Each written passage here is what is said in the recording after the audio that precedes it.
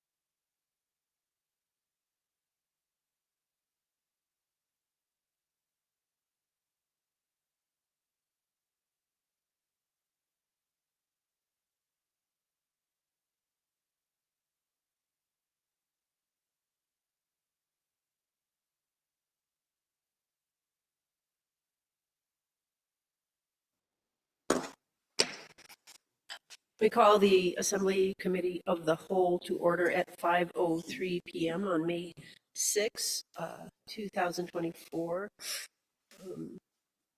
Ms. Euskendis, will you please read the land acknowledgement? Yes, Madam Chair. We would like to acknowledge that the city and borough of Juneau is on unceded Tlingit land and wish to honor the indigenous people of this land. For more than 10,000 years, Alaska Native people have been and continue to be integral to the well-being of our community. We are grateful to be in this place, a part of this community, and to honor the culture, traditions, and resilience of the Tlingit people. Gunashish. Ms. Euskendis. Madam Clerk, will you please call roll? Thank you, Madam Deputy Mayor. Ms. Euskendis. Here. Mr. Bryson. Walhaki Dog. Here. Mr. Smith. Here. Mr. Kelly. Here. Ms. Atkinson. Here. And at the moment, we don't have Ms. Wall or Mayor Weldon. Deputy Mayor Hill. Here, and we believe that Ms. Wall is on her way. And a quorum is present. Thank you. Thank you, Madam Clerk. Are there any changes or objections to the agenda? Seeing no agenda changes, that agenda is approved. Mr. Smith, can you talk about the minutes? Yes, of course, Madam Deputy Mayor. I move approval of the June 5th, June 26th, and August 7th of 2023 Assembly Committee of the Whole draft minutes and ask for unanimous consent. I see no objections, so those minutes are approved. Moving on to agenda topics, Douglas Cemeteries, Madam Manager. Thank you, Deputy Mayor Hale. I'm going to turn your attention to the memo in your packet, and probably a good visual is on page 27, which is a map of the different cemeteries in Douglas. This issue has come up from time to time, the issue of CBJ maintenance of Douglas cemeteries. There's a complicated land ownership issues associated with those cemeteries, which Attorney Palmer will go into, and then there's just the fiscal impact of, what it would look like to take on those cemeteries that I'll invite Director Schaaf to talk about. So maybe I'll pass it off to you first, Attorney Palmer. Sure, thank you. So many of the cemeteries have been a hot topic for assemblies of the past, and we have touched this, not necessarily with regularity every 5 years, but close to it. And every time that we've touched it, we kind of run into the same hurdle of ownership. So cemeteries in general don't get taxed through our property tax system. And so we, in general, don't have a foreclosure process to capture kind of property that hasn't been paying property taxes and doesn't have owners. And so that puts us into an interesting position as we see it today, that we have a number of cemeteries in the Douglas area that don't have clear ownership. Some of them do, but many of them do not. And if the assembly and if the community wants us to go through the process of acquiring them, we would need some form of a title search, title report for each one. And then we would try to do some outreach like we've done in the past to try to figure out who the owners are and if they're interested in continuing to own them or not. And if we run into a bunch of dead ends, which we have in the past, it would be a tough decision for this body and the community in general. If acquisition is something you would like to do, we likely would need some type of eminent domain action in order to acquire them for public property. Alternatively, there are other tools in the options list in the memo that describe other ways to preserve them if that's a desire. And then I'd be happy to answer any questions as you might have. Are there any questions from Assembly members at this point? Mr. Bryson. Thank you, Madam Mayor. Are there any, we have a group, the Historic Resource Committee, have they commented on this, or what was their last position? I forgot what the name of the committee, HRAC? Madam Manager or Mr. Attorney? Yeah, thank you, Madam Deputy Mayor, Acting Mayor. I don't recall if ATRAC has commented on this recently or if they commented in the past. We can look into that. Thank you, Mr. Attorney. Would any members of the Assembly ask that we go into some of the dollar figures that are in the memo? Madam Manager, was that your plan to try to talk about some of the costs? Certainly, Director Schaaf is here to talk about just the logistics of taking over. So there's the legal hurdles that have both a capital investment and a staff time investment. And then if we were to take over maintenance of those cemeteries, Director Schaaf's here to talk about what that would look like, both from an initial cleaning perspective, like, tidying things up perspective, and then a staffing perspective. And those are detailed in your memo. So in the interest of time, I think he's available for any questions. Director Schaaf, thank you very much for joining us. And if you could just give us a highlight. Thank you. I will do my best, Madam Deputy Mayor. Thank you.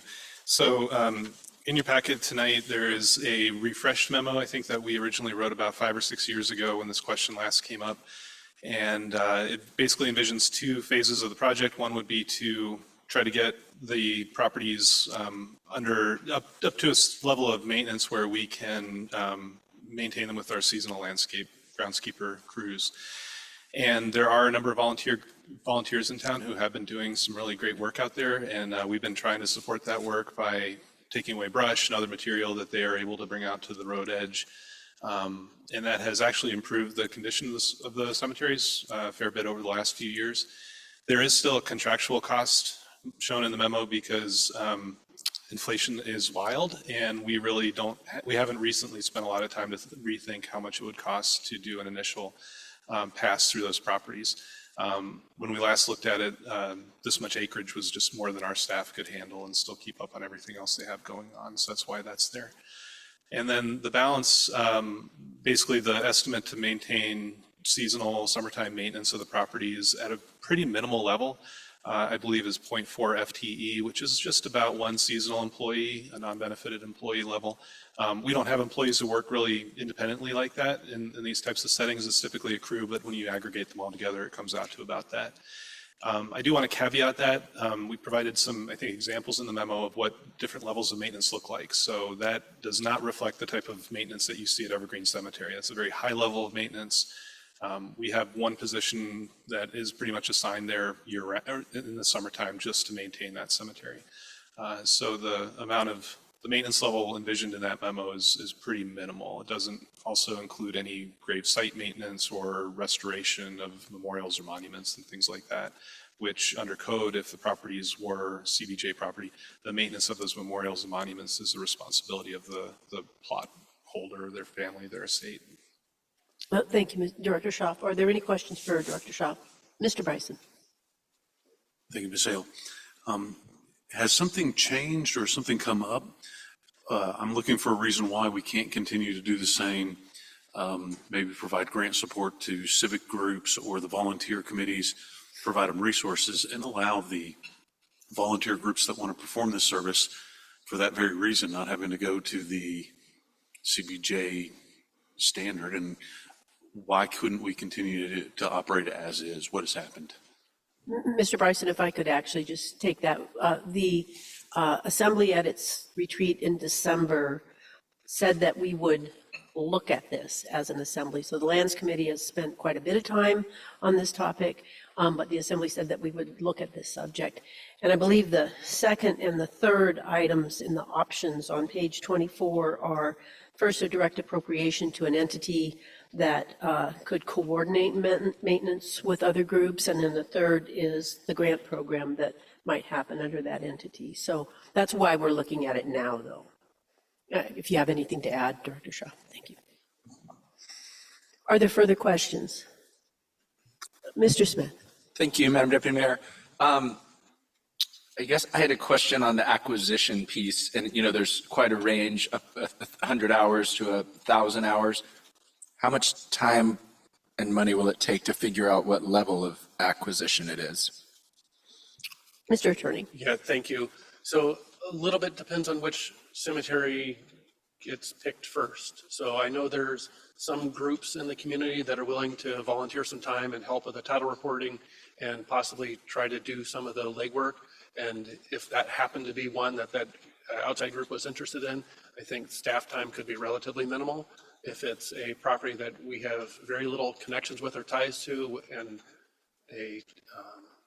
potentially if the assembly wants to lean towards an eminent domain proceeding, I think that'd be one that would have a very high end, 500 to 1,000 hours type of staff involvement. So I think if there's a willing seller, the number's low. And if it's an unknown person, and if it's something the community wants to engage its eminent domain authority on, then our involvement would be high. Mr. Kelly, thank you. Thank you, Mr. Attorney. Mr. Kelly. Thank you. I guess this is kind of a two-part question. The first part, it's my understanding that there are a few different groups, depending on which specific property we're talking about. There are a few different volunteer groups that are helping to maintain these currently. And I'm seeing a nod from Director Schaaf, thank you. And my follow-up to that would probably go to the attorney. If it was our interest to partner with some of these groups, if we were to, would we be able to use the RFI mechanism to help support multiple groups, or are we thinking more of just directing an RFI to one group in particular? I think that probably is a question for Madam Manager. All right, thank you. I'm sorry I interrupted you. No problem. Okay. Yeah, thank you for that question. I think that, you could direct it to that RFI to multiple groups. It just becomes more complicated, and what we don't want to get in the position of, without having additional staff resources, is administering a grant program. So administering a grant program and making sure that expenditures are eligible and that all the kind of Ts are crossed and Is are dotted becomes something that's just extremely bureaucratic. So that's why passing those funds through to another agency that can either administer those grants or administer those funds would be, a trusted agency would be the preferred option. Ms. Euskandis. Thanks, Madam Deputy Mayor. This is why I always say chair, I get tangled up. Speaking, just continuing on in that line of thought,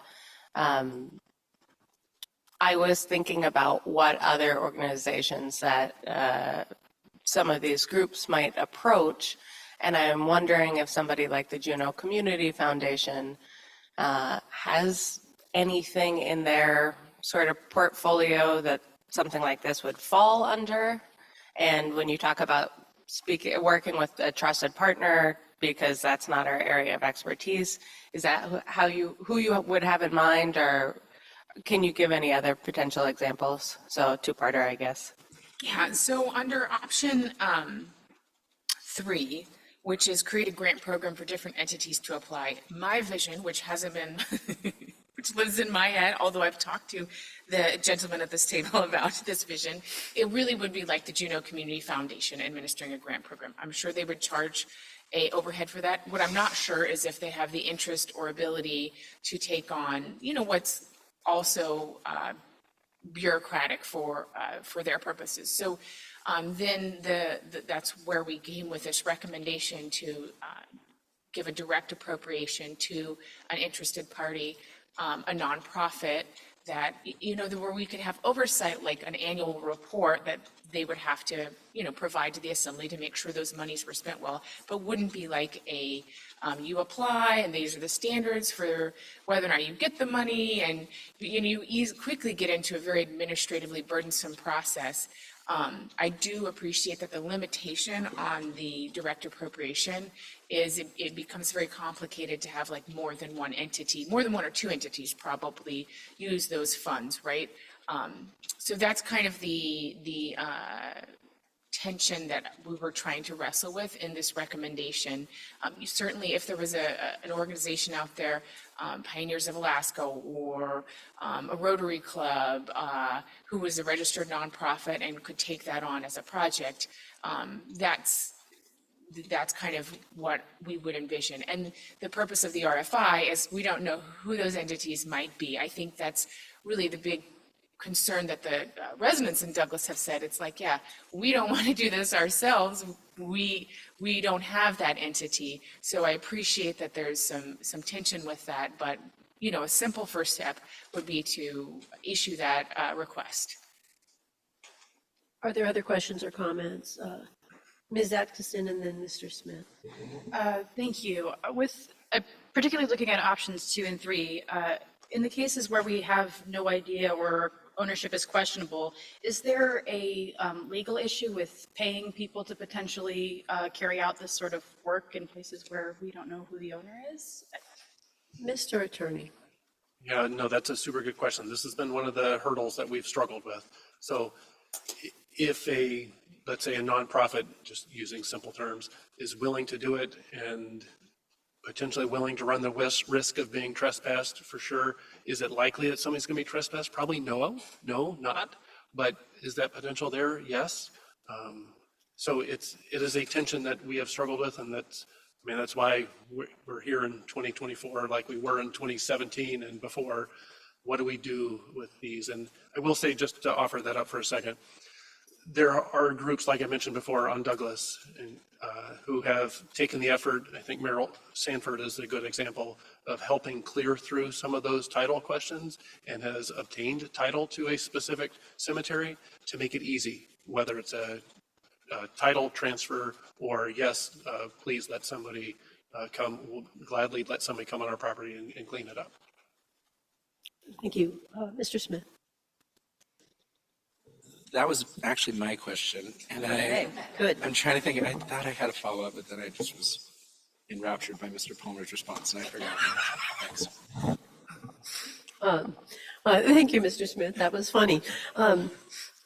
I think I'd like to just add one thing before we look to the Assembly for some kind of a motion. But one thing that I'm very aware of is equity if we do decide to take on properties. And I think it's really important that we really make sure we're addressing that and not take on some properties that are easy and then not do anything with the properties that are not easy. So that's just my comment.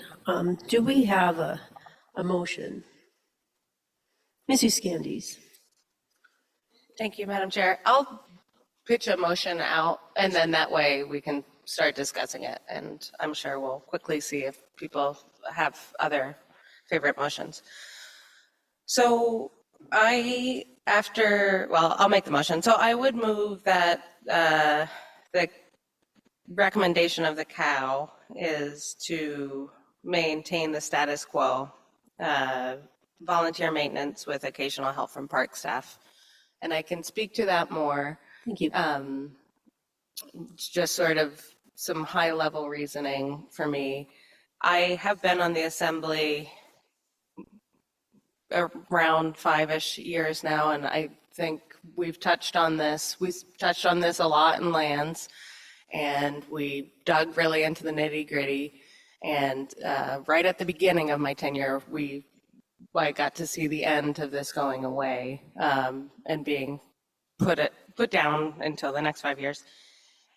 And there are a lot of complicated pieces here, and I think the reason that I would stay with status quo is I really appreciate your comment on equity. I think some of these are harder to obtain than others, and I do see it as a bit of a squirrel. So I think where we can, as a city, help those volunteers who are maintaining their efforts where they are, that is probably the simplest and best option for the city, because there is a lot of staff time that could go into this. And that is kind of where the lands decided to just let this be. And I think it was good that we decided at the retreat that everyone should weigh in on this.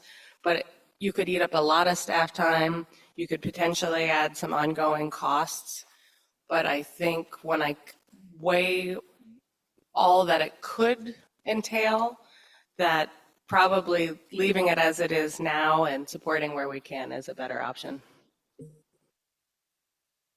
Thank you, Ms. Uscandies. Are there any objections? Mr. Kelly and Mr. Smith. Thank you. I am interested in exploring this a little bit further. I know some of our constituents have reached out to us before about this. I remember seeing some letters, I think it was back in November or maybe it was early December. I feel also that as the assembly, these cemeteries are perhaps our responsibility as a to maintain. I am not, I think I would be more interested in working with partners on this, not taking this on wholly by ourselves, and trying to find some option that takes minimal use of staff time, but I would like to continue the conversation on this. Thank you. Thank you, Mr. Kelly. Mr. Smith? Thanks, Madam Deputy Mayor. I'm also interested in I'm looking at option 2, which is, to me, that's kind of get a sense of what it might cost to support organizations that are willing to do the work. I mean, I appreciate Ms. Uscandi's comments. I don't know if I really feel like we're actually doing that much to help these people that are doing the cleaning now. I mean, picking some stuff up on the side of the road is fine, but anyway, I just think this is, an area and a part of our history, over the years or centuries or something, someone who may have been able to help, and keep these sites clear, maybe no longer can because they've gotten to an age that they're unable to. And I'm just kind of like, I'd like to at least take a look and see what it might cost to, again, support a community organization that might be willing to.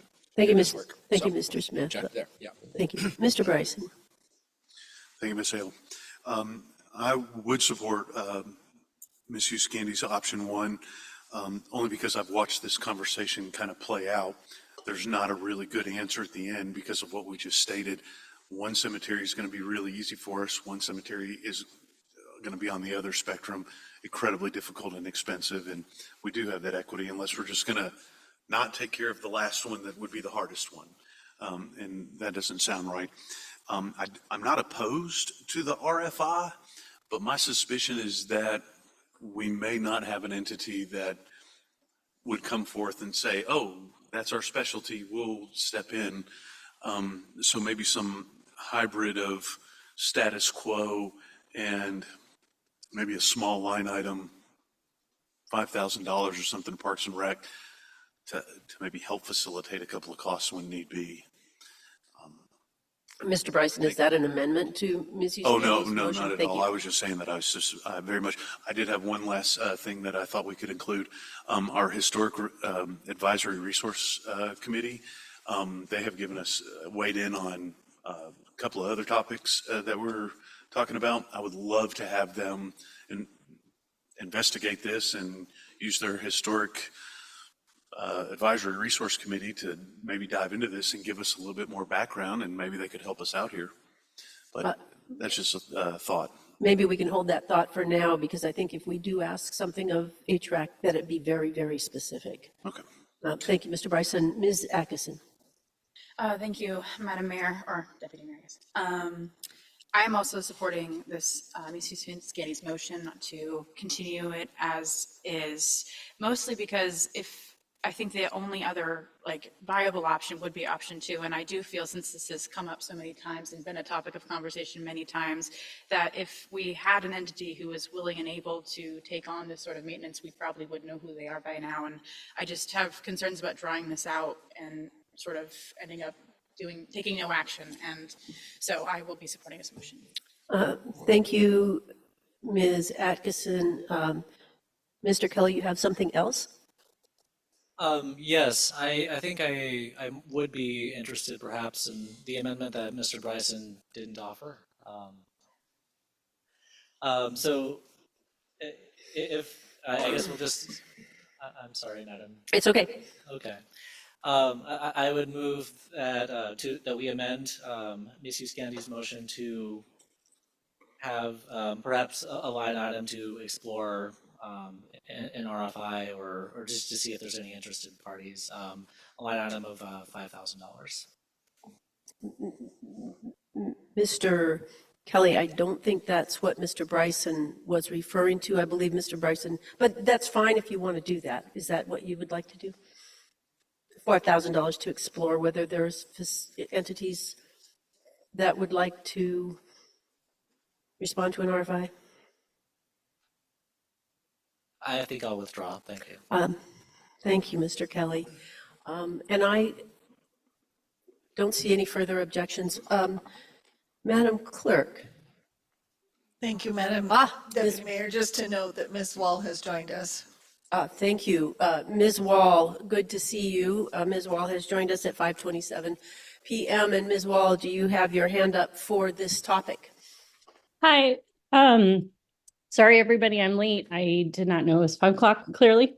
So I'm joining from home. I have obviously not been following the discussion, so hopefully I can recuse myself from the vote that you're about to take. Oh, thank you, Ms. Wall, and I'm sorry, we should have just sent a reminder because the time was different. I am going to object to Ms. Uscandi's motion, and first I would ask that we turn to page 26 of our packet, which is a picture of the, quote, city cemetery, which is completely overgrown. And I think that that's where we're at with volunteer maintenance and occasional help from park staff, and that's nobody's fault. That's just where we're at. I support a direct appropriation to an entity. I support an RFI. And if the RFI turns out that that won't work, maybe what we do is we make the motion for the RFI, and if it turns out that it won't work, then we're going to default to the existing, the status quo. One of the reasons that I support an RFI is I'm a member of Rotary, and we have talked about this at my Rotary Club as a possible project. And if we don't do an RFI, we won't know if there are entities out there that would do this work. So are there further comments before we call the question? Mr. Smith. Thank you, Madam Deputy Mayor. I was just curious if Ms. Wall should be recused, and just looking at the attorney, and just curious about that. I'm curious. Mr. Attorney. Yeah, no, thank you.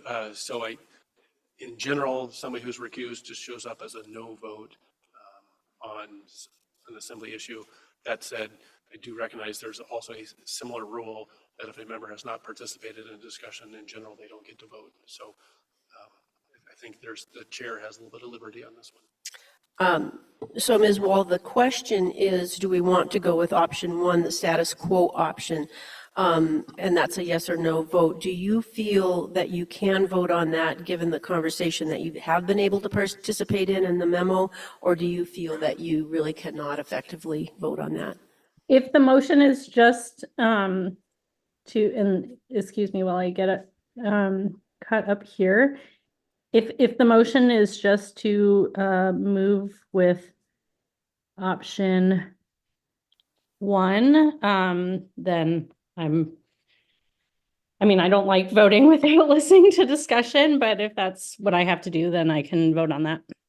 You don't have to. Mr. Attorney just said that because you were not present for much of the discussion, you actually don't have to vote, and your vote wouldn't count as a no vote if I so choose. So I just want to ask if that's acceptable to you. Do you want to vote or not? And if you don't want to vote, we will not count it as a no vote. I would rather recuse myself. Thank you. And that's okay, Mr. Attorney. Okay. Ms. Uscandies. Thank you, Madam Chair. I'll just make really brief closing comments because I appreciate everyone's viewpoints that they weighed in on. I was actually glad you pointed us to page 26, and it's I feel like it's a perfect example of how people can look at the same picture and see different things. So I had whispered to Mr. Bryson when I found the page with the pictures, I said I actually thought the no maintenance one looked fairly lovely. I was surprised by the state of ranging from high maintenance to no maintenance, that all of those to me, and maybe it's because it's a lovely day in the photos, but I didn't find them to be horrific photos for a cemetery to be in a state. So it just goes to show just how subjectively we can view those things. I think I'll just briefly say that, and it's probably in contrast to a lot of the other arguments I make in our time spent together on the assembly, but I think this is an example where I'm not sure that the city should be all things to all people. And so if we were to do an RFI, we'd be talking about getting a nonprofit of a group to work on private land that they don't own and be paid for by the city. And I was glad Madam Manager mentioned the Rotary, because if that's something that the Rotary would feel comfortable doing, then I think that's sort of something that maybe the Rotary should just do. And I don't know what the cost of that would be, but I think a nonprofit group, a volunteer organization in our community, maybe that should just happen without the city having a hand in it. So it's really more coming, pardon me, from a position of, I think we also have to figure out where the city should not be involved and where the city should not be all things. And for me, this is just one really where it's not the city's land. It's super time intensive, and I'll leave it there. Okay, thank you, Ms. Euskandis, and we will call the question. Madam Clerk. Thank you, Madam Deputy Mayor. And I just want to check and see, just sound check, because we didn't do a sound check earlier. I did notice Ms. Euskandis was having her microphone a little close, and same with you, Deputy Mayor. So if we put the microphones a little further away, it gets less of an echo, I do believe. Thank you. So as we are chiming in with your vote, maybe check your microphones at the same time, if you would, please. Ms. Euskandis on the option number 1. Yes. Okay. Mr. Bryson? Yes, yes, yes, yes, yes, yes. Mr. Smith? No. Okay. Ms. Wall, Ms. Wall, you abstained, is that accurate? Correct. Okay, thank you. Walal-Hidalg? Yes. Okay. Mr. Kelly? No. Ms. Adkisson? Yes. And Deputy Mayor Hale? No. Motion fails. We have 4 yeas and 3 nays. Thank you, Madam Clerk. Do we have a further motion? Mr. Attorney, we can make a further motion, can we? Do we have a further motion? Mr. Kelly? Sorry, Mr. Smith. Yes, I move that we proceed with option 2. Thank you. Are there any objections? Correct. We have an objection. Mr. Smith? I just wanted to clarify that option 2 is really, I mean, I think to me, the thing that I'm interested in doing is issuing an RFI to see if there are any entities in the community that would do the work and for how much. I don't know if it's $1 million, I don't think I'm willing to make that direct appropriation, but I feel like the RFI is something that we could proceed and get some information, and that'll be brought back to the committee. So anyway, I just want to make sure that that's more what I'm voting for as opposed to saying yes, a direct appropriation. So anyway. Thank you, Mr. Smith, and I see you had your hand up. Ms. Atkinson, not yet. I want to make sure that Madam Manager has an opportunity to answer the question that option 2 is to issue an RFI, and do you have a rough dollar amount? Not $1 million, I don't think. Yeah, thank you for that question. We talked a lot, Director Schaaf and Deputy Mayor Hale, about what would be the appropriate number. You know, we were bouncing around a $50,000 appropriation, which would allow a chunk of money to go towards kind of an initial cleanup and then some ongoing cleanup. So I think I appreciate the kind of RFI coming before the appropriation, but I guess if you're serious about supporting the cemeteries in that way, putting an appropriation, let's say $50,000 on the pending list, the people who are responding know there's something to actually respond to, and so that is why the recommendation from staff was to put that appropriation on the pending list and have a actual bucket of money before issuing that RFI. But we can certainly do as directed. Thank you, Madam Manager. Ms. Atkinson, did you have a question? No question. Are there further questions before we call the question?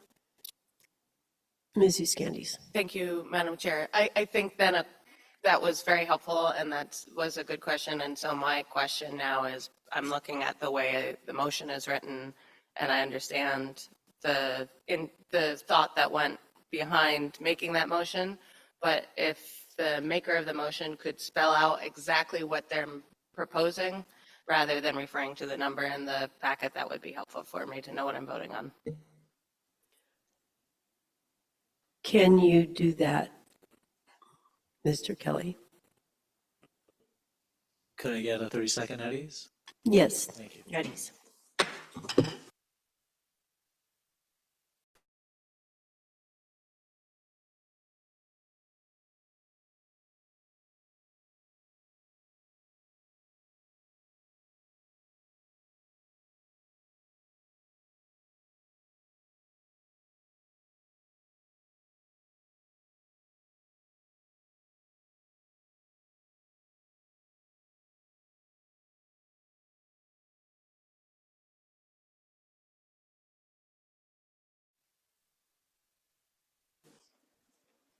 Back to order. Mr. Kelly. Thank you. I'd be happy to restate my motion. I move that the Assembly add a $50,000 appropriation to the pending list and that staff issue an RFI to solicit interest to organizations if that is approved. Is that organizations to coordinate maintenance? Yes. Thank you. Are there any objections? Ms. Euskandis, Mr. Smith, and Ms. Atkinson. Thank you, Mr. Madam President. Chair. I object for the same reasons that you heard me speak for option one, so. Mr. Smith. Just a question, objection for a question. RFI means request for information, right? Madam Manager. Yeah, It's a request for interest. interest, thank you. And whenever we do that, we always say, oh, we have this much money set aside to pay for the interest once it's done. Anyway, I guess, is it like completely crazy to just put out an RFI and then you're like, I don't like it actually, so we're not going to proceed. Anyway, I'm trying to count votes and we're a little hobbled here and I'm trying to find a way forward and putting $50,000 down. I don't know if that would sway other members, but I'm wondering if it's a sticking point. So thanks. Yeah, to your question, no. For example, a version of a request for interest is what we have issued to organizations for the use of Floyd Dryden and Marie Drake. So there's no hard and fast rule. It's more of a, I mean, honestly, there's effort and work that goes into issuing an RFI and lots of questions, and then there's questions to respond to it. So we can certainly do as directed, but it just feels like it would be, staff's preference by this much to know that there's funding behind that project. But certainly, if you want to direct staff to issue an RFI with no funding, we're happy to do as directed. I think we have Mr. Bryson and then Ms. Atkinson. Mr. Bryson.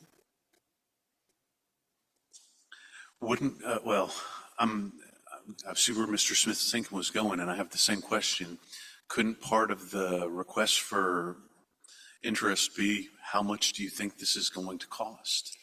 As one of the main questions, knowing that if we had somebody that was going to solve this problem for us, this assembly has a track record of funding that, we just want to know how much people think it's going to cost before we apply the appropriation. So I'd like to try to, because we've burned up an enormous amount of time on this already, I'd like to try to focus us to an objection kind of, rather than just talking about different possibilities. So do you object to that motion by Mr. Kelly, Mr. Bryson?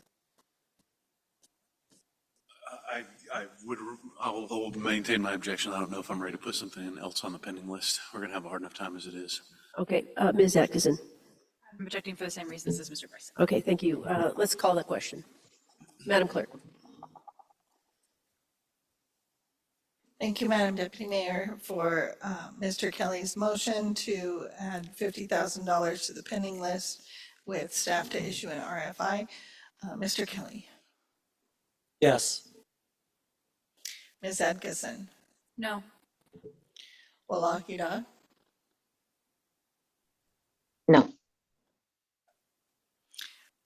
Ms. Wall is abstaining. Mr. Smith? No. Ms. Hughes Candies? No. Mr. Bryson? No. Deputy Mayor Hale? Yes. Motion fails, 2 yeas, 5 nays. Thank you, Madam Clerk. Mr. Smith? Madam Deputy Mayor, I move that the city issue an RFI to determine if there's an entity who is willing to coordinate maintenance and and for what amount. Are there any objections? Madam Chair, can we take like a 1 minute at ease? 1 minute at ease.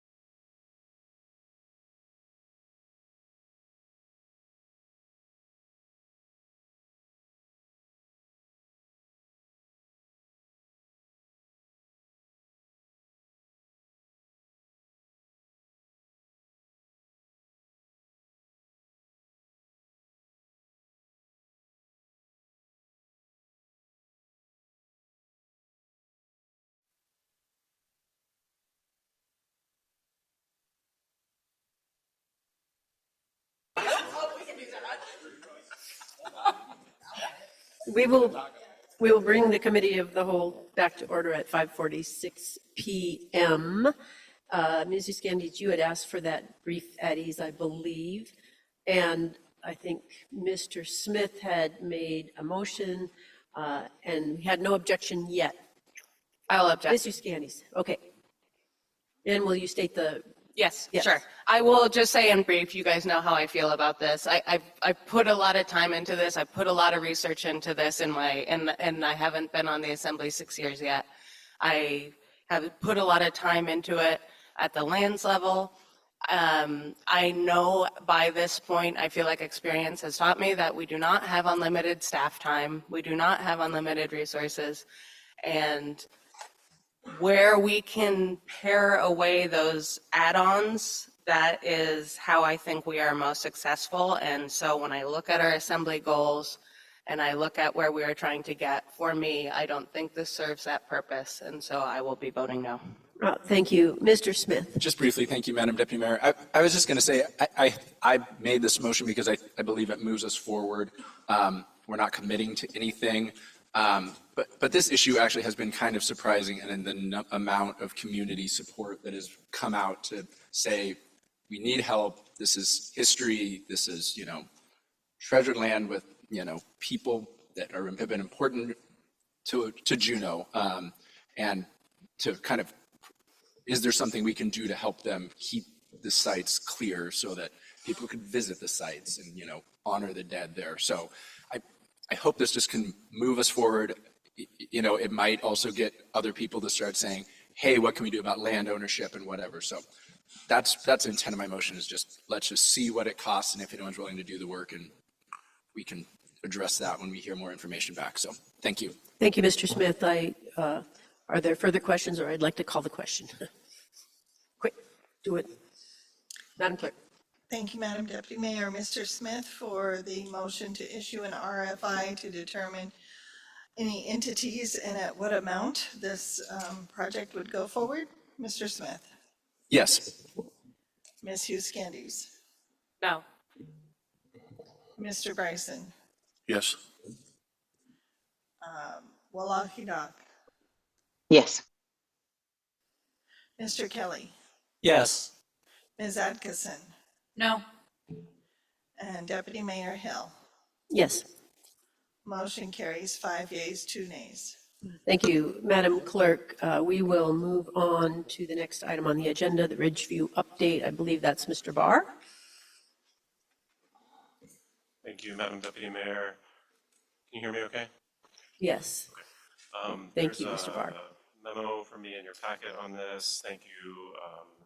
I appreciate the opportunity to give you an update on this project.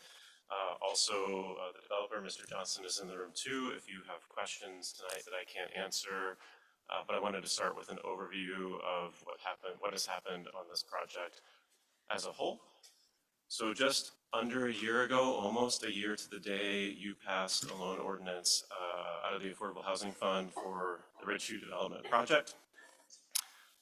It took us a couple of months after that to work out the terms of that loan. And in the 9 or 10 months since then, the developers have quite rapidly completed that project. It's a 24 unit multifamily building that you see when you are passing Fred Meyer. Working through the Affordable Housing Fund, that particular round of the Affordable Housing Fund was quite challenging, if you recall it. We didn't have a whole lot of applicants that year, and Ridgeview was the only loan applicant that scored well coming out of the Affordable Housing Fund Committee. I think it's fair to say that anytime we do a housing loan out of the Affordable Housing Fund, it is complicated. The Assembly and staff struggle significantly with a couple of different tensions. The easiest of those tensions is that we have a basic need for housing. We can all agree that we want and need more housing.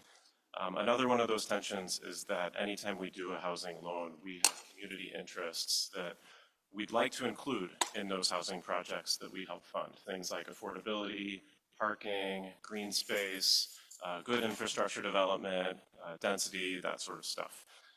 Another one of those tensions that's unique to loans is that we never fully fund the project on our own. There's always a bank involved. There's always some sort of commercial lender.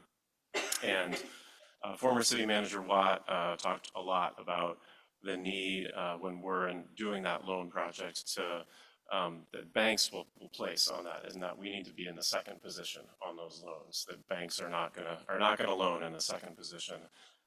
And at the same time, we have a tension of needing to protect the public's money, right? The public investment that we're making in that project. So all of those tensions combine to make it really hard for you to make decisions on Affordable Housing Fund loans.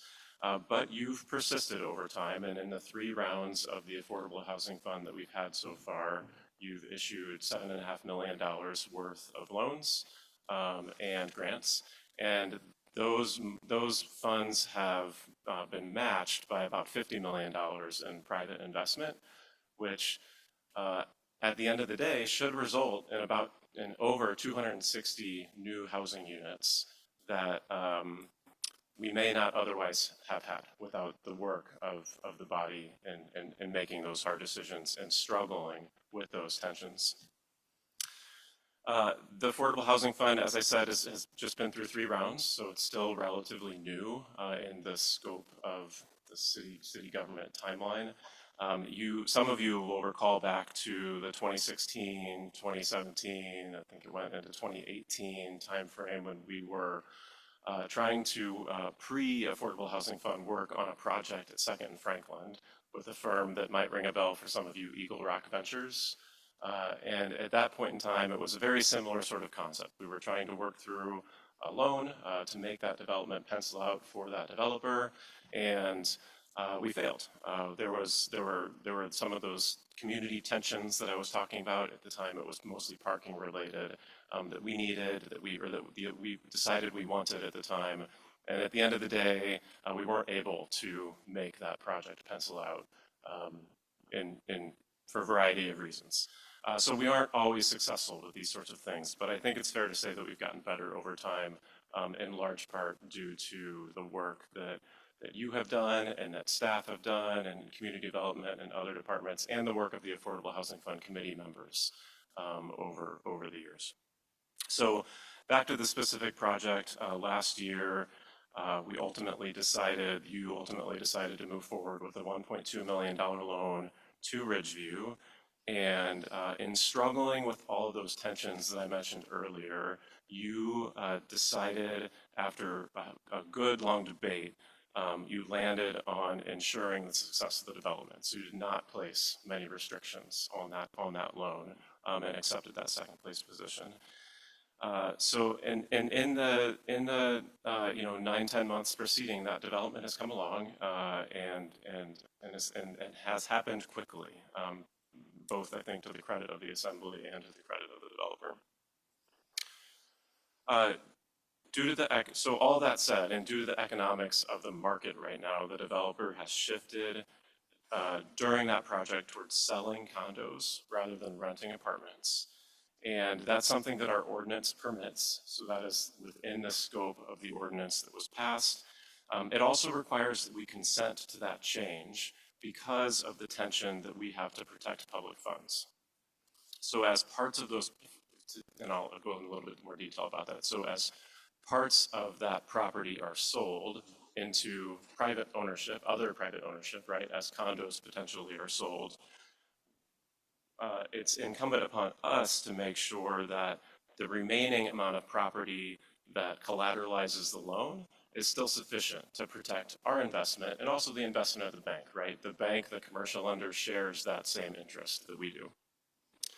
So I wanted to bring this memo to you both as an update about the project itself, but also to provide some history and context around the decision making, because there was a fair amount of public consternation that I think is important that we talk about around this project, and I'm hopeful that providing this background and context is helpful to that. On this specific project, as Mr. Johnson and his partners hopefully move into the next phase of their development and build more housing, our next steps are to work with them within the scope of the existing ordinance to keep our loan collateralized, while at the same time enabling them to move forward with the next multifamily building in the scope of their much larger, at the end of the day, it's envisioned to be a 444 units of housing development. And Deputy Mayor, that's what I have for you today. Happy to take any questions. Excellent. Thank you very much for that history refresher and the update. And not sure what that sound was. Okay. Are there any questions from Assembly members? Mr. Kelly. Thank you. First of all, I want to thank Attorney Palmer. We actually spent about a half hour before this meeting going through a lot of the history into kind of how we got to this point and what our options are. I was wondering if perhaps it might be good for the public to hear on the record what our options are as the Assembly to kind of encourage these units to be used for housing at this point. That would be. Can you be more specific? Sure, because I sure. think they are being sold as housing. Sure. I mean, I guess, like, as far as like short-term rental restrictions or. I can take that. So Mr. Palmer. there are no short-term restrictions on this loan, and there are no, because there were no short-term restrictions on the ordinance. And similarly, there's no, yeah, I'll just leave it at that. So I won't say that's completely off the table, but I think in order to get the developer's consent, it would require a significant amount of consideration. So significant give from the assembly to get that. And I'm not quite sure that's on the table or realistic at this point. Thank you, Mr. Palmer. Are there further comments or questions?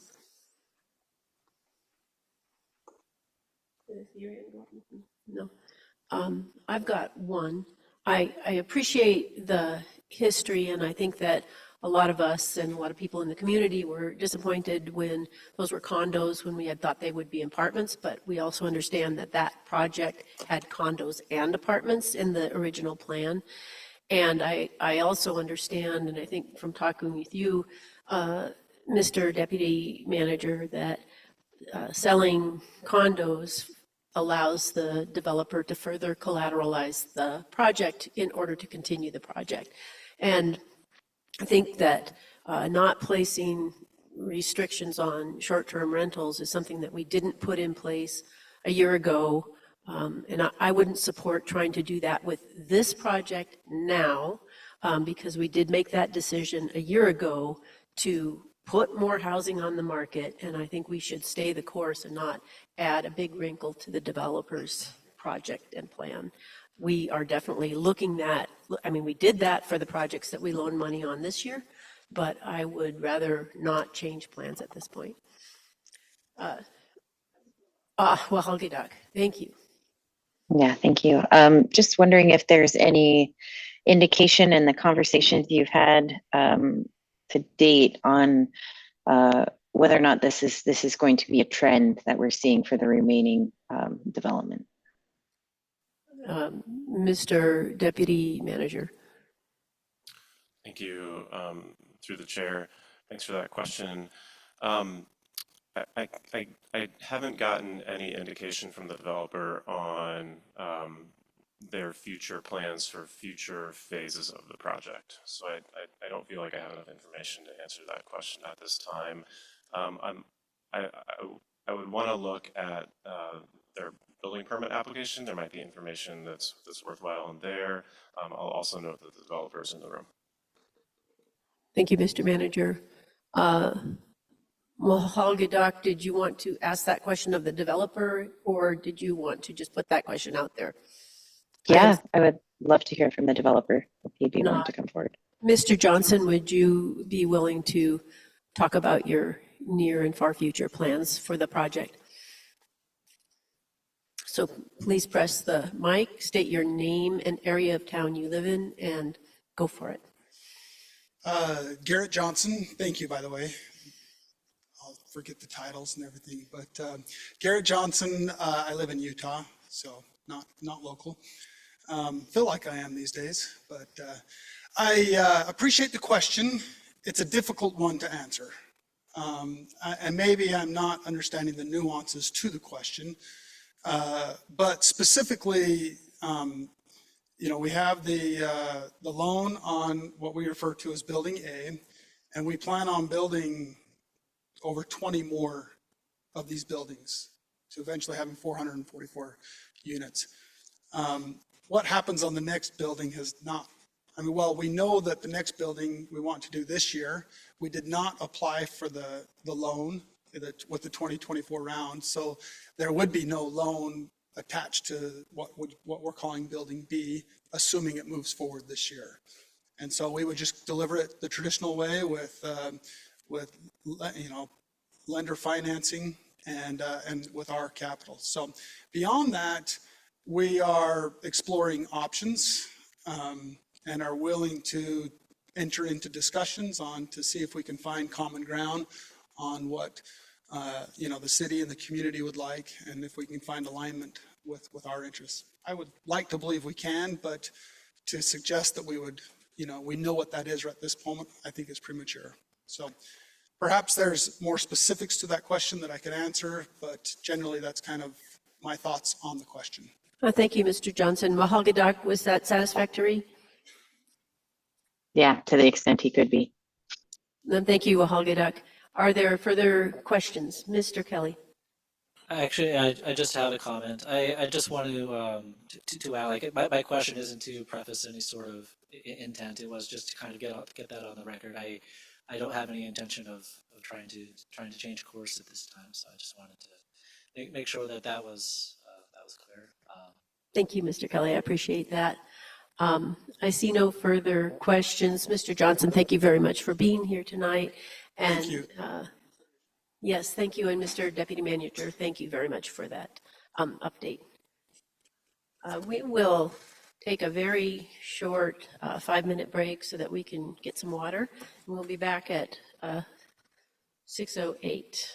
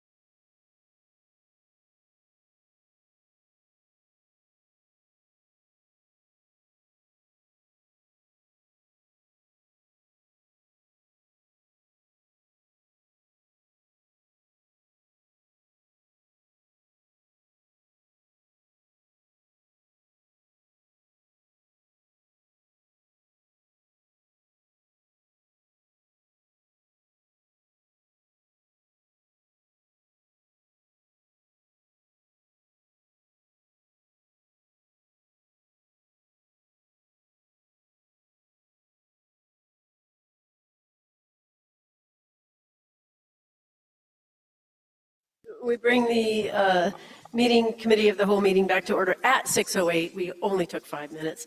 Madam Manager, next item, please. Thank you, Deputy Mayor Hale. You have on page 29 of your packet a memo that was booted from the last committee of the whole when we ran out of time. And this really is just an opportunity to get a little bit of a check-in and a buy-in from the body on the Title 49 rewrite process. And I think it's worth taking a step back and talking about the why, because there was a lot of enthusiasm at the retreat for funding a kind of wholesale Title 49 rewrite and making that a special project within the manager's office with dedicated staff. That stems from just the workload that there is currently at CDD and the workload of the Planning Commission, so the traditional kind of methods of like tweaking legislation as they go. Really struggled with, right? It's taken years sometimes to get legislation through. And so the business community, the housing advocates have all been really excited about this Title 49 rewrite. The code, really substantially hasn't been rewritten since 1987. So it's arguably outdated. It has lots of contradicting components.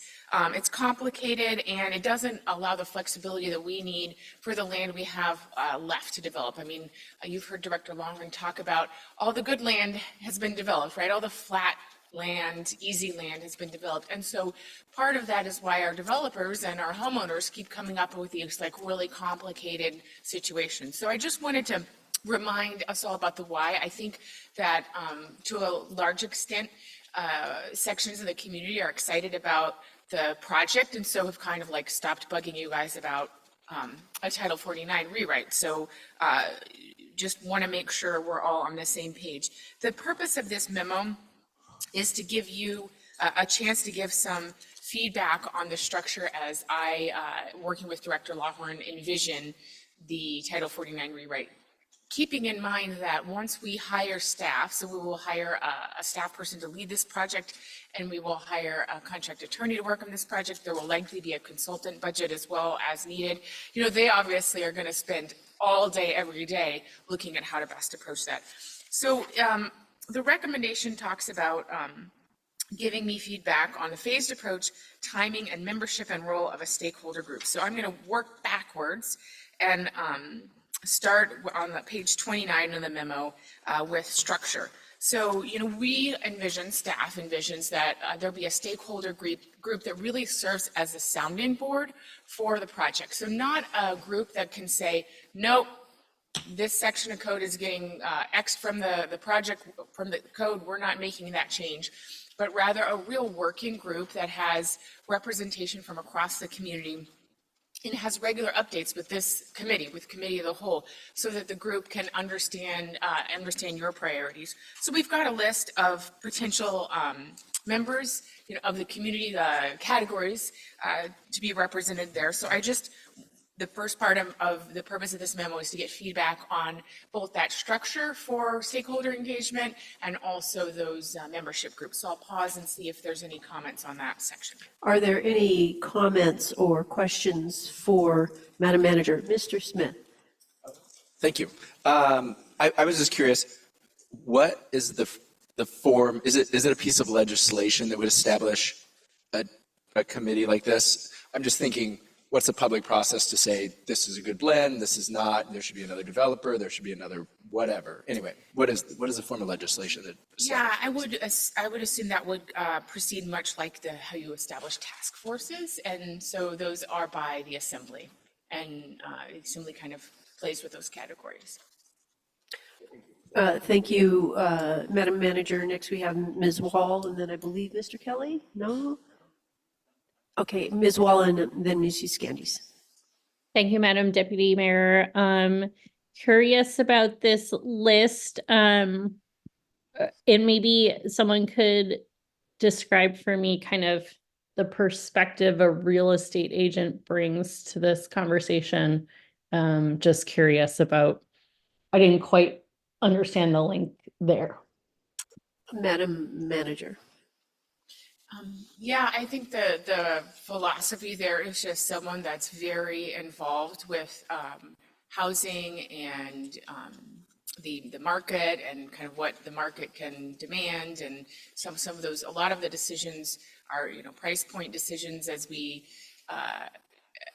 develop. So really a brainstorming list. But that was the rationale. Ms. Euskandis and then Mr. Kelly. Thank you, Madam Deputy Mayor. I had the same comment or question, so I won't add on to that, but just everything else from this made sense to me, and then a real estate agent did not. I think I'm wondering, I see that it's noted that, you know, they wouldn't have the power as envisioned to approve or deny code amendments from moving forward.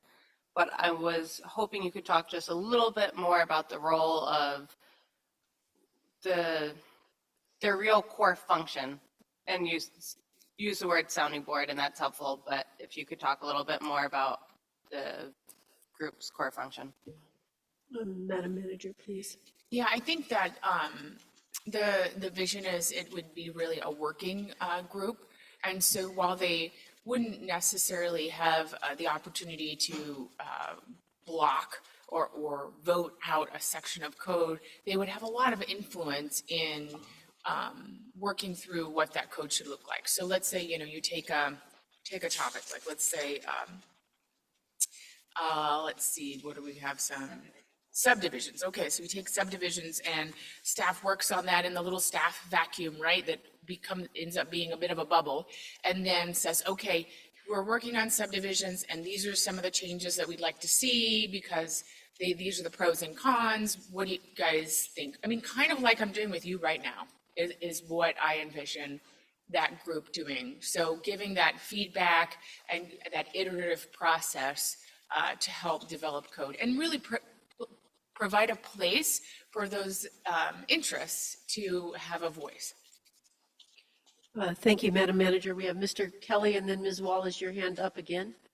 Yes, okay. Mr. Kelly. Thank you. I noticed in the memo that you were recommending that staff limits to 5 members, and there's a possible list of 7 here. I was seeing that some of them might be good as temporary subject matter experts, especially the business specialists, because you mentioned like when we're covering different sections, we might need perhaps a wireless communication expert or somebody with expertise on hazards. So would it affect the calculus of limiting this committee to 5 members if maybe some additional members were brought in on a temporary basis as their subject matter is needed? Madam Manager. Yeah, and I think the tension there is just that you have a smaller group and it's easier to work through things, but we absolutely would have to bring in subject matter experts as part of the public process. And you know, this is talked about a little bit later on in the memo, but public process really is going to be important for this project. And that's why we propose a phased approach, is that there's some things that will still need a lot of public process, but less so than in phase 1 than in phase 2, when you're really getting to that question of what does the community, what do we want this community to look like, right? And so the vision is that comes after development of the comp plan. So, I mean, the question is, how do we make sure that those interests and those subject matter experts are involved? And I think that will depend on not just careful structure of this stakeholder group, but also thoughtful oversight from, you know, staff and the assembly to make sure that those voices are being brought to the table. Thank you for that question, Mr. Kelly. Thank you, Madam Manager. Ms. Wall. Thank you, Madam Deputy Mayor. I kind of read something between the lines here, and I want to make sure my assumption is correct. As we think about this, this working group, the proposal, I imagine this group kind of really working on the code in that kind of first phase procedural approach, as opposed to kind of being the sounding board for the broader community engagement. That feels kind of broad, and this group wouldn't necessarily be representative of those interests, but I could see them kind of working on the nitty-gritty of the code. Is that a correct assumption about the purpose of the working group? Madam Manager.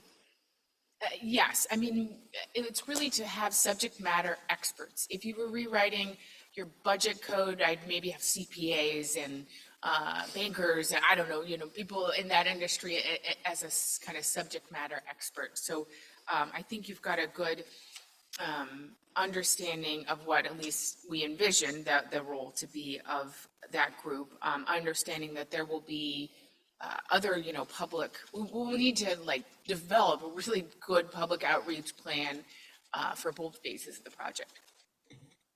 Thank you, Madam Manager. Mr. Smith. Thank you, Madam Deputy Mayor.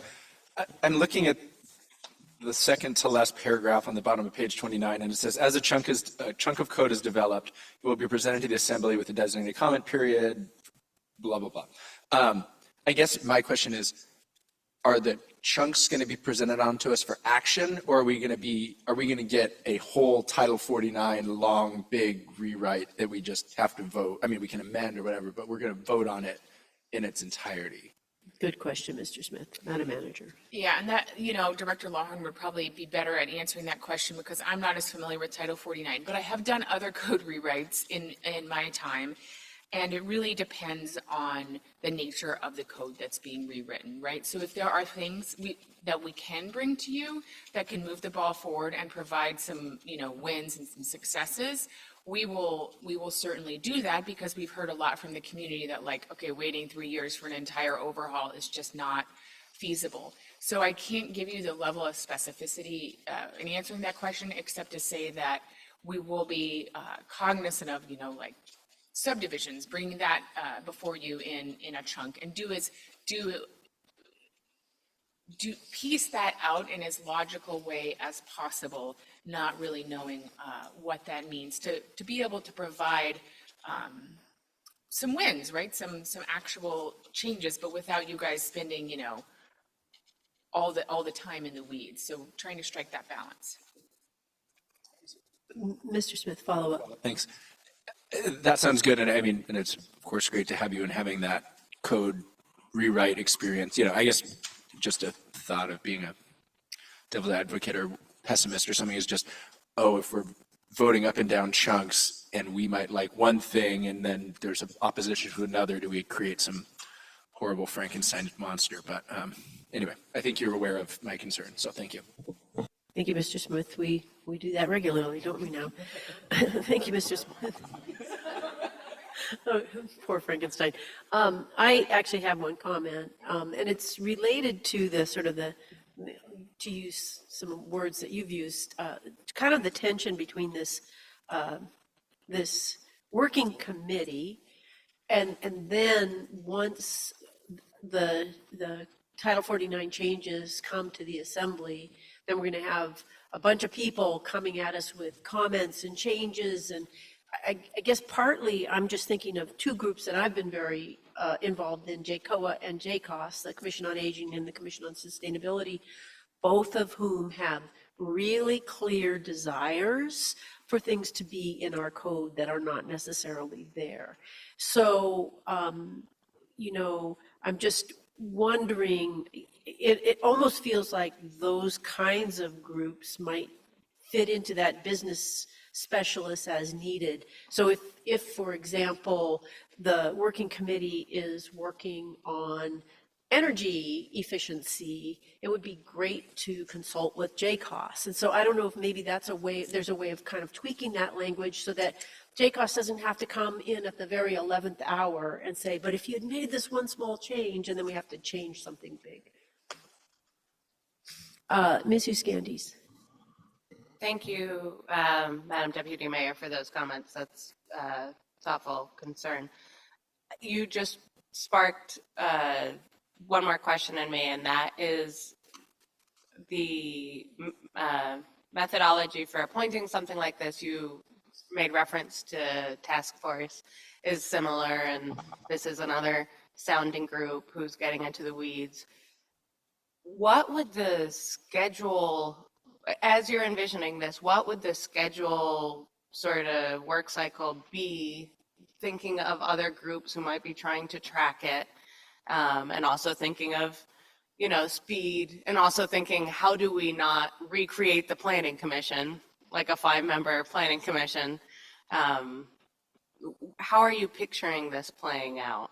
Is it, public meetings at JCOA and JCOS and other assembly members in addition to a liaison are showing up at, or what would that look like? And then I'll stop asking questions. I promise. Madam Manager. Yeah, it is hard to say without, again, having those experts that are going to spend all day working on this, having done this review. But I think it'll be a little bit in fits and spurts. So I think what you'll have is we'll, from a timing perspective, right, maybe hire hopefully some staff in August, because if this is passed in the July, in the budget and available in July. And then it'll probably take some time for staff to get their heads wrapped around recommendations and all these questions. So probably not bringing on that group until fall sometime. And then, more intensive work in the beginning as they're getting their feet off the ground and then sending staff off to work. In my idealized version of the world, which is often where I start, maybe they're meeting a couple times a month sometimes and getting into, a lot of feedback. And then maybe there's like a month or two where staff goes back and does a lot of legal analysis and does a lot of work, and then comes back to the committee for a little bit more of like in-depth review. But again, this is how I envision it, and it's really good to have this conversation now, because as we develop more firm recommendations and enabling legislation, it'll help that process. Thank you, Madam Manager. Do you have the input you need from us on this, or do you need us to get specific about what you want in terms of your list? I think the only other thing I'd like to mention that's talked about in my memo is the what can be done now. And I put that section in here that says, hey, if you have changes that you want to see made to Title 49, make a list, contact us. And I put that in there not as a way to solicit from the Joe public, because I appreciate that they're not paying attention to this level of detail, but we have heard from different constituent groups. And so there will be a more thoughtful, targeted way to collect that, but I just wanted to let people know that there is a venue to, start doing some of that work. Like, you don't have to wait until September to be like, I want setbacks to be changed, or I want to be able to, build a accessory dwelling unit on my property. And we did come up with a Title 49 at juneau.gov email address to channel that correspondence through. So we'll soft launch that just to try to make sure that the people who at least we know, and you constituents have been contacting you, have that information. Mr. Smith. I guess that brought up a question or something I'd kind of been wondering about a little bit. Do we think by putting funds into this Title 49 rewrite, it may expedite some of those smaller, maybe already identified pieces like the ADU code change? I mean, I heard that was like moving, and then capacity makes them unable to, it's kind of on pause due to capacity. Like, will this help those smaller issues, or anyway, just curious about that. Madam Manager. Thank you, Yeah, Mr. Smith. yes, I think it will, because what this attempt is, and it's a little bit of a leap of faith for all of us, right? A targeted project. What we're trying to do is acknowledge the fact that community development, with their regular workload and with their regular staff turnover, it just hasn't been feasible to get through those. So this is let's be bold and try to expedite all of that by carving out dedicated short-term staff and resources to tackle that. So I sure hope it allows us to advance on some of those things more quickly, understanding, of course, that the project won't launch until after budget. Thank you. Ms. Wall. Thank you, Madam Deputy Mayor. My question probably segues from that. My question was kind of about this phased approach. I really like the idea of phasing pieces of this since it's big and we want to show progress.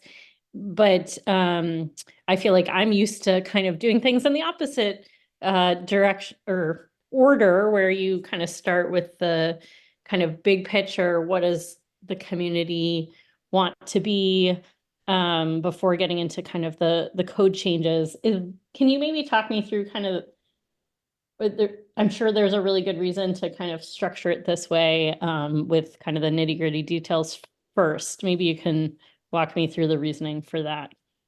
Thank you, Ms. Wall. Madam Manager. Yeah, I think the biggest reason to phase is wanting to hearing from the community that we want some real changes and some real successes in the next year or two. I totally agree with you that in an ideal world, we would have the comp plan buttoned up before we did any of this work. When I came to visit you 6 months before I started, and I'd just been hired, it was the day I think the first cruise ship boat had COVID, and we were like, it'll probably never get to Juneau, and Director Lawhorn presented on the comp plan rewrite that was being launched, and that was almost 5 years ago now. So really the main driving force between separating it up into phases is to be able to make some progress in the near term. But you'll notice in the memo, those really big questions like what should neighborhoods look like? What functions should, what businesses or allowable uses should there be in neighborhoods? What density is the community comfortable with? Those all have to come after that community conversation. So I hope that helps explain the rationale. I am seeing a nod from Ms. Wall. Mr. Kelly. Thank you. I just wanted to kind of speak in my role as the liaison to the Planning Commission. I know they're looking for direction from us, especially since they have a committee that's focused on Title 49, and they've been canceling quite a few of those. So I just wanted to bring that to kind of the Assembly's attention, so that way we can perhaps give them an idea of what direction we'd like them to go with that. Thank you, Madam Manager. Yeah, I just, on that note, the other reason I wanted to bring this memo before you is to give be able to articulate, so I'm really glad you brought that up, the Planning Commission's role. And I have met with the chair of the Planning Commission to kind of talk through that. And I think there's absolutely an opportunity, once a body of work is drafted, to submit that to the Planning Commission and get their feedback. And I know that as those experts, this body will consider that feedback really carefully. I think the intention of this kind of carved out process isn't to like run every single ordinance piece by piece through the Planning Commission, but I'm very comfortable guaranteeing that the Planning Commission will have, meeting space and time to say, we like this about your ordinance, we don't like that about your ordinance, you didn't take into consideration X, Y, or Z, and then that becomes part of the decision-making process. Thank you. Are there further questions or comments? Thank you, Madam Manager, and I think you have what you need from us. Excellent. Excellent. Well, thank you. We'll move on to the last item on the agenda, which is the Juneau Affordable Housing Fund guidelines. Madam Manager. Thank you. We do have Joseph Myers, Housing and Land Use Specialist, in the audience for questions, but this resolution was referred to you from at the January 29th COW. I believe we brought it to the Lands Committee, and then the Lands Committee brought it back to the COW with 2 changes, and those changes are underlined in your packet, but are not highlighted, because I forgot that highlight doesn't show up when you do in black and white. But the 2 changes that the committee wanted to see was to prioritize downtown housing development, and that's on page 3 of 5 of the resolution, lines 115 to 118. And the other change that members wanted to see was really calling out that affordability component. Both of these components have been part of the scoring process, and you have in your red folder the rubric that the committee uses to score. And just to back up and remind you why you see this resolution before you, it's a resolution to kind of provide structure and codification to the Affordable Housing Fund. These guidelines that are articulated in this resolution are all pulled from the guidelines that form the basis of that fund and how it's managed. Now, every single sentence of the guidelines isn't included in there, which makes me wonder why I didn't just adopt the guidelines by reference, because there's been quite a bit of back and forth in that regard. But trying to give you something that you can review on a regular basis, you'll see that an end note to this memo is the 2024 schedule for the Affordable Housing Fund. The Lands Committee recently heard an update. But that gives you, as a body, both a guiding document that you can really point to and be like, nope, short-term rentals, nope. We want to see an affordability component, and this is how it's defined, not only for the application process, but also when you want to, revisit those terms and conditions. So that is why we have a resolution before you. And again, those are the two changes that were made in the Lands Committee. Thank you, Madam Manager. Are there any questions or comments from Assembly members before we have a motion? I'd like to just make one comment, and I made this at the time that this proposal was made part of the guidelines, and that's on page 3 of 5, page 34. It's the downtown housing development prioritization. I disagreed with that at that time, although I love downtown and I spent many, many years living downtown, but I still do disagree with it. I'm certainly not going to quibble with it here. I think I would hope that this assembly would take it up at a later date.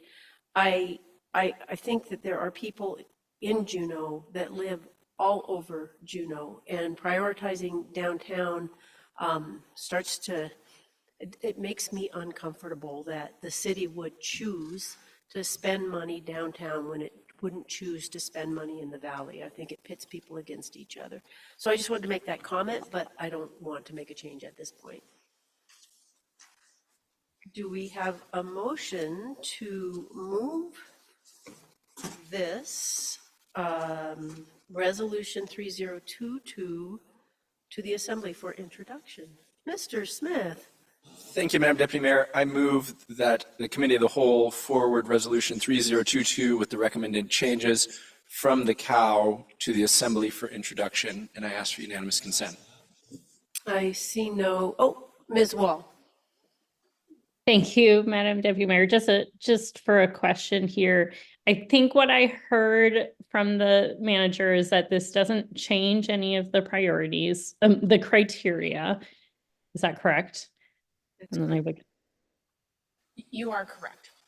And then I think this is a question for Ms. Hale. I share your same concerns, and so I also don't want to spend a bunch of time quibbling right now if we don't need to, but are you planning on, does that mean you're going to look to change this before it gets adopted, or are you just saying you're fine with it even though you have those objections?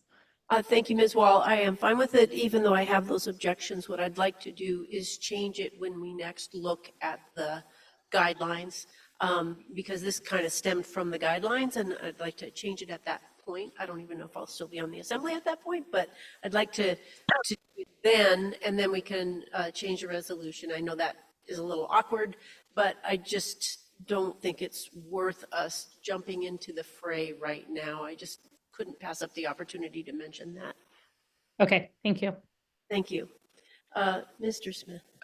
I won't jump in the fray either, but when and if it comes up, I will talk about why I believe actually incentivizing additional housing downtown should actually be a priority. But we'll save that for another night, and maybe we can leave before 6:45. Thank you. Thank you, Mr. Smith. Let's see, where were we? We had a motion. Are there any objections to that motion? I see no objections, so that motion passes. And that is, are there any staff reports, Madam Manager? The next meeting date for the Committee of the Whole is June 3rd, 2024 at 6 p.m. immediately following the special assembly meeting. And at 6:37, we are adjourned. You have such a good team that we split exactly our